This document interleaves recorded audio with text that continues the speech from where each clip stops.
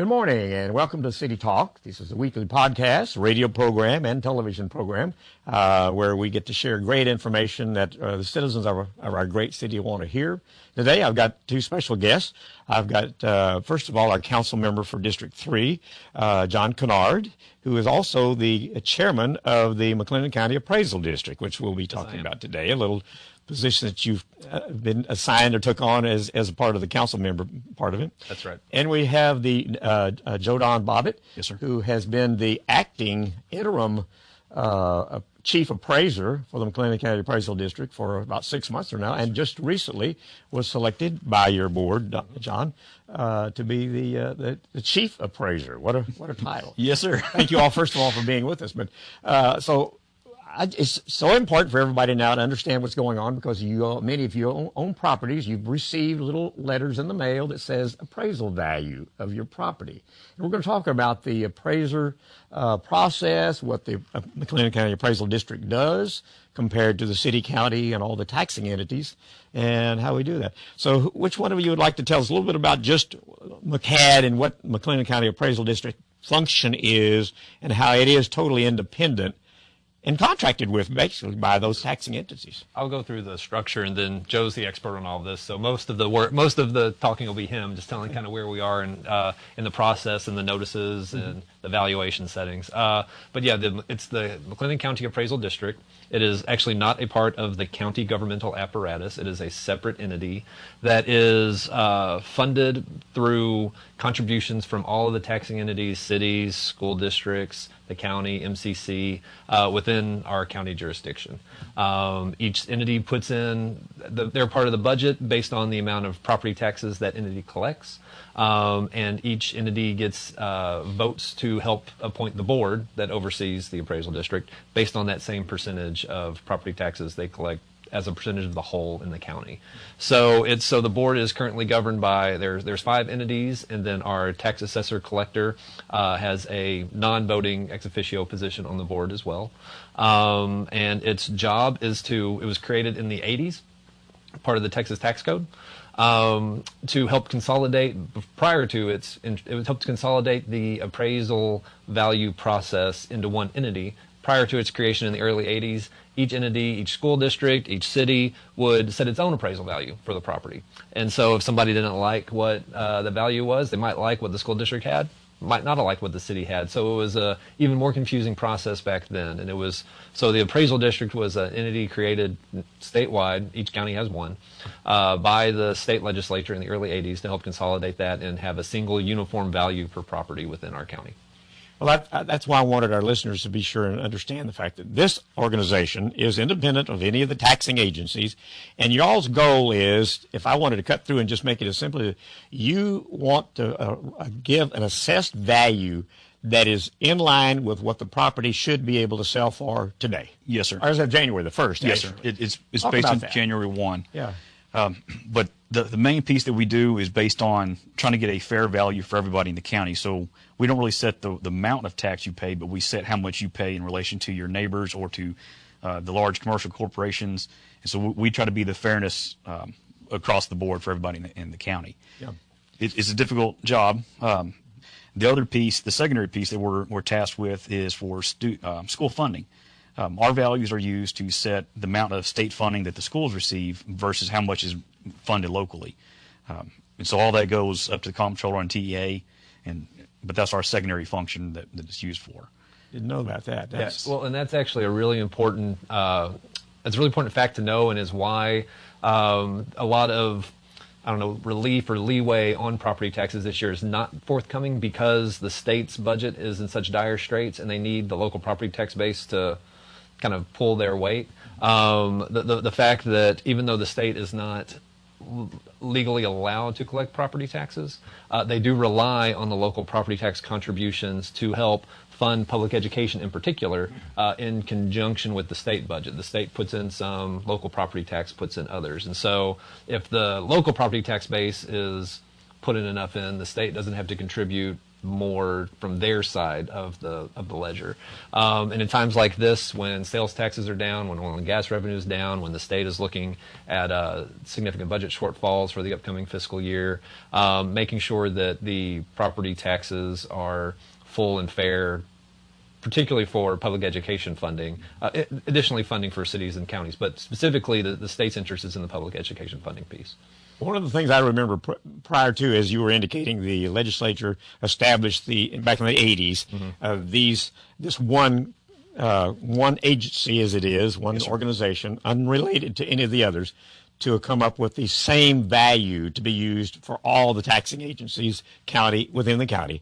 Because I can remember back when my house may have been valued at $60,000 at one agency and $90,000 at another. And they were not anywhere near the reality that I could have sold it for $125,000 or something. Right. Yes, right. And so it was not anywhere near. So the focus I think you all have is in trying to get it close to what, if you put a sign in the front of your yard, what is your asking price and what do you think you can sell it for? So, and we'll talk a little bit more about that in the process of protesting. Yes, sir. Because that's one of the things you do. How do you all arrive at the values? So most people see the values going up 5%, 3%. I know there's a cap at 10%. Yes, sir. But how do you kind of assess the values as a general rule? What is your main criteria? It depends on the property type. But typically for residential, we start with a cost approach similar to what an insurance company uses. Like if your house were to get destroyed by a tornado or whatever the case is, we try to estimate how much it would cost to replace your property with a similar size house with similar utility and similar quality, and then we depreciate it based on the age. So it's very similar to what an insurance company does, but our numbers are going to be different because they don't worry about dirt. But once we come up with that value, then we look at what we believe it's worth, and then we compare that to what things are selling for. And we take all the properties that we know have sold, and we create an appraisal to sale ratio. And if that appraisal to sale ratio, if we're only appraising things at 95% of what they're selling for on average, that neighborhood has to go up 5% to be back on average and be appraised correctly. And with that, it's mass appraisal. There's statistics. And so if there's a neighborhood of 20 properties that sold, 10 are going to be underappraised, 10 are going to be overappraised. We're looking for that middle property, and we're trying to get that one on target. That way, overall, we're balancing. We know we're going to be under on some, we know we're going to be over on some, but we're trying to get it to be half and half. Well, I know you have a tremendous amount of properties because you're doing the whole county. Yes, sir. You even have an estimate number about how many properties you have? About 126,000. 126,000 properties, yes, individual properties. That includes personal property, business accounts. Yeah. And how many assessors are people of making these evaluations do you actually have on staff? We have, I believe, 22 appraisers on staff. Okay. It's a lot of work for it is. And there's obviously values that you're searching for. Bottom line, you want it to be the correct value. Sir. But then there are mistakes, there are challenges and things that be done, and we'll get into that a little bit later on. But, I think it's important to understand that you are looking at what's happening in the neighborhoods, if that's a hot neighborhood, as it may be, or if it's a deteriorating neighborhood. Yes, sir. Those values will be impacted. But I can definitely state the fact that the goal is to be as close to what the reality of a real true sale value of your house would be. Yes, sir. A lot of people assume, or we hear this a lot when people come in our office, that the entities tell us that they need more money, so they tell us to raise our values. It doesn't really work like that. Rarely do the entities even contact us. Usually it's just about their appraised totals and if they have any questions about it. But I don't think anybody's ever called us and said, we want our value raised. I've had a couple schools call and say, do y'all really have to go up this much? But it's usually not them asking for more. Yeah. What we're trying to do is be as close and as accurate as possible, because if we're off by more than 5%, the comptroller's office at the state comes in and audits us every other year, and if we're off by more than 5%, then the school starts losing funding. And so that's one of our primary goals of trying to avoid. Yeah. Now, you do have a lot of exemptions that are allowed for the off the value, but you don't change anything with those exemptions. You are just looking at the value of the property. Let's just say a property is worth $150,000. Yes, sir. You have nothing to do with taking the value or any discounting, do you? That's not y'all's position? Well, we do apply the exemptions. People do apply through Okay. our office to get those exemptions. The exemption is applied to the value of the property, Yes, sir. rather than the tax rate or, Yes, sir. or the amount that's paid on. There, like with the over 65, there's a homestead cap for the school district. Well, a lot of people think that their tax will freeze completely, but it only applies to the school. But if they do have a freeze, and once they turn over 65, whatever they pay that first year they turn 65, that's what they will pay to that school district from then on. So at that point, it is setting the tax from that point on, unless they add something new to the property. That's good. So, but the important value that we're talking about in this conversation, you all have nothing to do with the dollar amount of the taxes No, sir. owed. You're setting a value that then each entity will do, which is set by the individual taxing entity. School districts, for example, may be in the like $1.50 range. The city, depends on whether it's Waco or some of the other cities, may be like 77 cents or 60 cents or 50 per $100 valuation. Yes, sir, that's correct. And so that then generates into the actual tax bill that you get. And we get, now, John, go ahead and talk about the fact that you all have to have the appraised values, what is it called, that we get as a city as of a certain date? And the certified totals. Certified total. There you go. Certified total. And then as a city council member, you take that in consideration to see how we're going to provide the services that the city citizens want. Talk about kind of that city side. Yeah, for the taxes that a property owner pays, property taxes, that's right. The appraisal district sets the value, and then that value is then used by each entity, school district, county, any city within the county, to establish their taxing rate, which is then applied to that appraised value to get the total dollars of tax attributable to each entity that they'll pay. Mm-hmm. And so the appraisal district is usually unfairly maligned when it comes to the property tax burden because they are just trying to set a value within the constraints and the audit values set by the comptroller, which they are responsible to reporting to as part of their COG in the school funding model, and making sure that schools get adequately funded, which again is kind of how all that's set up. Cities and counties have a little more leeway in setting their tax rate. However, the legislature in its last session capped our ability to raise revenue on an annual basis more than 3.5%, and which was part of their effort to address the concerns within the citizens of the state in terms of property tax burdens. However, that limits cities and counties in their flexibility to respond in times like this in terms of moving that rate, because should values decrease, as they very well might over the next year, due to the pandemic, should there be any other issues, there's no ability for a city or county to kind of catch up or raise revenue that is necessary within times of economic stress to keep the services that we're providing. That right, and cutting services is the other option on that, and that's not very popular. It's not, but at the same time, we recognize that businesses and individuals are suffering right now, and we as a city are not immune to that as well. And we're very cognizant and are going to be very judicious in our budgeting as we're going through that process right now, right, understanding where we are. But we understand that a lot of people are feeling a lot of financial and economic pain at the moment, and we are very cognizant of that, and we'll have a budget that reflects our recognition of that. While providing the services people provide, we want to be as responsible as possible with people's tax dollars. Absolutely. If you've just joined us, we're visiting with John Kinnaird, who is our City Council District 3 representative, also the chairman of the board of the McLennan County Appraisal District.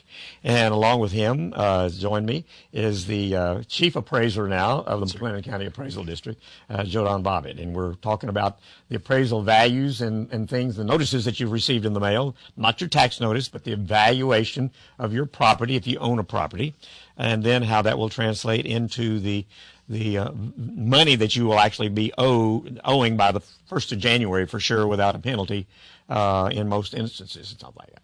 Let's talk a little bit now about the protest time, because a lot of people are going to say, hey, this is crazy. My taxes have gone up 3%, 8%, 9%, whatever, a cap, John, you've said that they can't go up more than 10. Is that correct? For homestead, For a homestead, okay. it's capped at 10%. The city budget is capped at, well, 3%, 3.5. Yeah, On for the the fines. total, it's convoluted, but I mean, it's the amount that a homeowner has to pay annually is capped at 10%. However, the appraisal value must reflect the full fair value, market value of the property. However, the amount a homeowner would pay is capped at 10% annually. Gotcha. Okay. So, but let's do. I mean, I want to get into talking about the appeals process Absolutely. right now because the state has not allowed any relief from this, and thanks to the pandemic, there are a lot of changes, and there have been a lot of delays in reporting and in this process, and so we want to make sure people are fully informed and are patient with our staff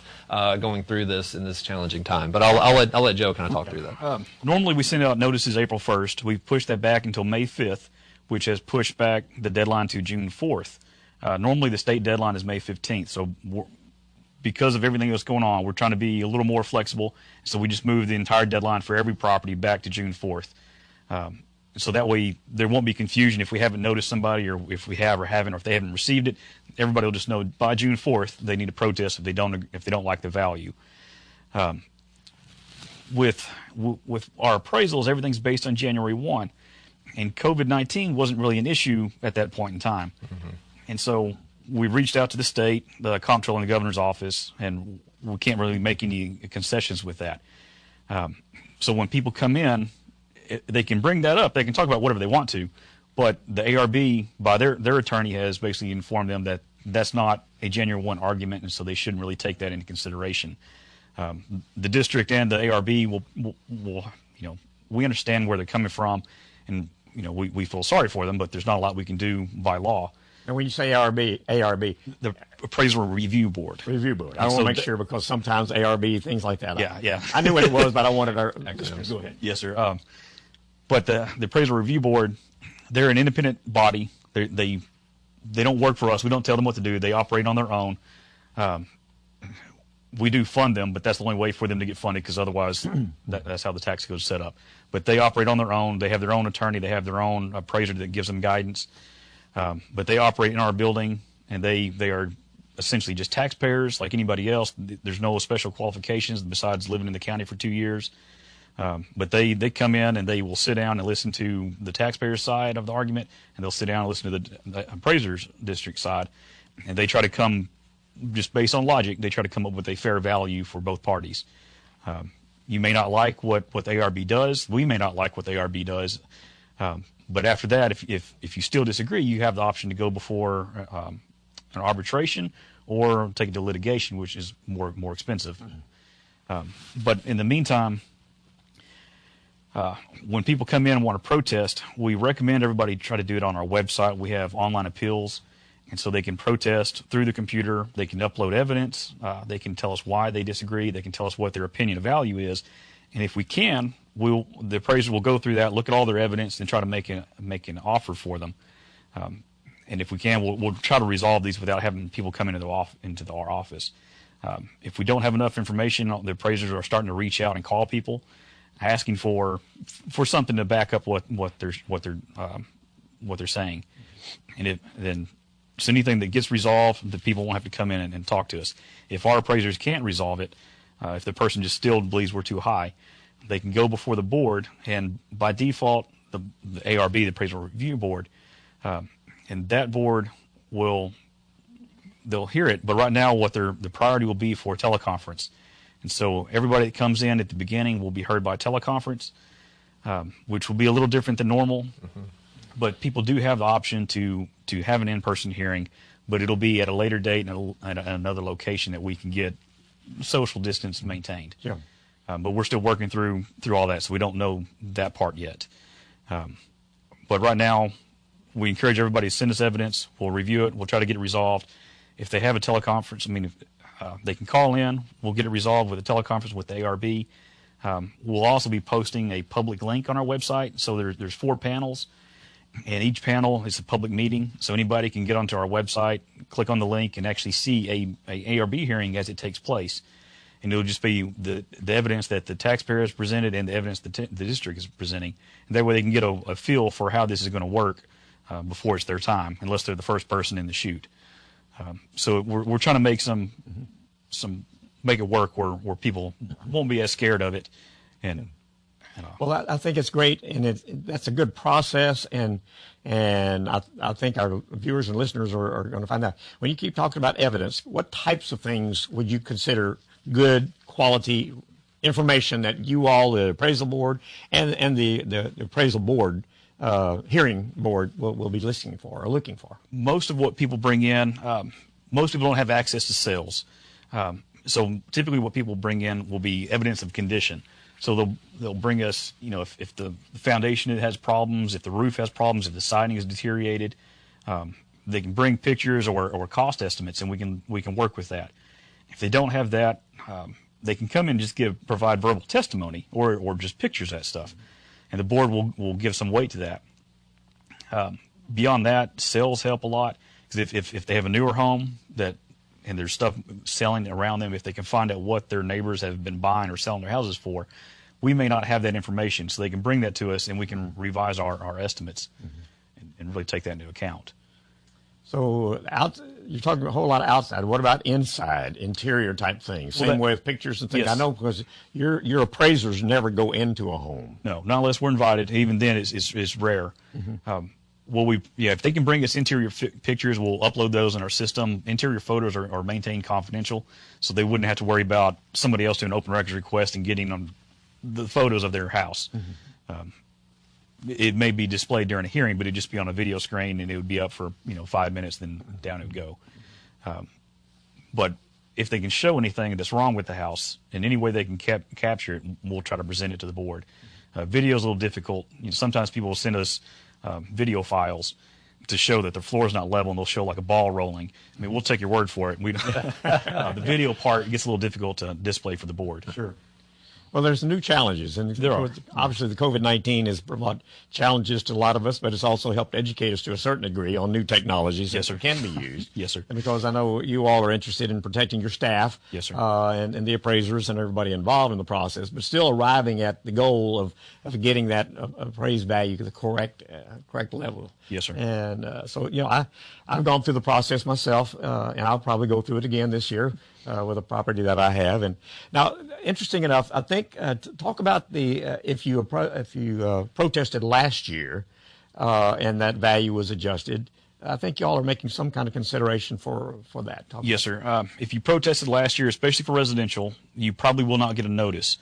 And if you don't get a notice, you can look on our website, and it should have the current value, and it should show the 2020 value is the same as 2019, and then you won't get a notice.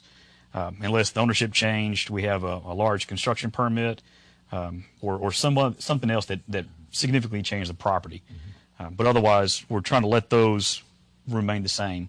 That way we don't have another 8,000 people come back into the office just to give back the same value they had the previous year. Yeah, if they went through the trouble and the effort to go appeal and to go before the board and to get a resolved kind of valuation, we feel that it's important to recognize that and to kind of leave that static for the next year. It reduces the amount of notices we send out, and it also hopefully reduces, particularly in this time period, reduces some of the interaction to allow staff and others to have access to that process, as well as just being cognizant of that effort and helping people have a little bit of time to just enjoy the fruits of their efforts and leave that static for a little bit before they have to kind of re-engage the system. Yeah. Commercial properties are handled a little differently. Yeah, that is true. We get into an equity argument most of the time, where most of the time commercial properties don't come in and say that our market value is too high based on what it would sell for. They come in and say, we're not being treated fairly compared to this other property. And so that's the main argument that we see. And so at the end of the year, after we've made all those adjustments during the ARB process, we will go back in and reappraise that area to try to equalize the stuff that people have pointed out. And usually that creates some new equity arguments. So then it's a constant moving target of trying to get everything equal and uniform. And so for that reason, commercial properties are typically, they're not going to maintain their ARB value from the previous year. Talk a little more about that, because there's going to be a lot of people, businesses, and I'm going to say to restaurants and places like that, who feel like they've really been hurt with the COVID-19. Their businesses, they've been closed maybe for a long time. They've lost employees and the whole thing. Does that impact the viability or the value of the property that might be looked at in a different way, at least for this year? For this year, no, because everything's based on January 1 or prior. So what we're looking at, the COVID wouldn't be really assessed or evaluated until 2021. And at that point, this may all be over and everything may be sunshine and roses at that point, but we don't know. We'll find out, 6 months from now. But for right now, they can come in and they can make their argument, but we're not really going to make any allowances for that. But I mean, we do understand. It's just by law it's after the fact. Right. Understand and sympathetic, but at the same time, the state has mandated. Well, I mean, the process says economic reality as of January 1st. There was some entreaty to the Attorney General and the Governor to maybe provide some relief evaluation with regards to the current kind of pandemic and the disaster declaration that has happened, but the Attorney General came back and said that any sort of relief is only for natural disasters and does not include any just economic disasters, things like this. So that cannot be considered per the Attorney General. Yeah. Well, I know a lot of people always blame so much of the property values changing on one of the businesses that opened up 4 or 5 years ago and has really done a lot of great things for the city. Yes, sir. But they blame them for that. But the reality is the fact. It's the fact that the values of the properties are selling. I mean, you can't argue with the real estate business in the city that is getting. And in my neighborhood, I hate to see a for sale sign go up, because I can know exactly. But it's based on what you're talking about, the value of what's selling in the neighborhood. And like realtors and other people, they're more in the speculation business. They look at what things will be worth. We are only historical. I mean, we're looking at things that happened in the past. So we don't take into account anything that potentially could happen or what we think will happen or anything else. So we're only looking at historical data and what has sold. We've got a couple of minutes left. I want to make sure we covered everything you want to get out to the public, because so as I'm kind of talking right now, be thinking about that, because I think it's important. This is such a mixed up idea of how it is done, but it's really the most fair and accurate way to arrive at the values that should be paid for properties that you own and things like that. So anything coming up to mind and you want to make sure we cover? Later in the year, we'll put out a new website, and it's called McLennan.truthandtaxation.com, I believe. We'll have a link on our website, and that will show our values and the different tax rates and the proposed tax rates and everything else. That way people can go in and actually see everything that's proposed and what that actual final result will be. Mm-hmm. And so that'll probably come out in late July. And so that'll be out there. Beyond that, all I'd like to add is that we appreciate that we as a board appreciate Joe's leadership over these past 6 months in the acting chief role, and he has demonstrated great leadership.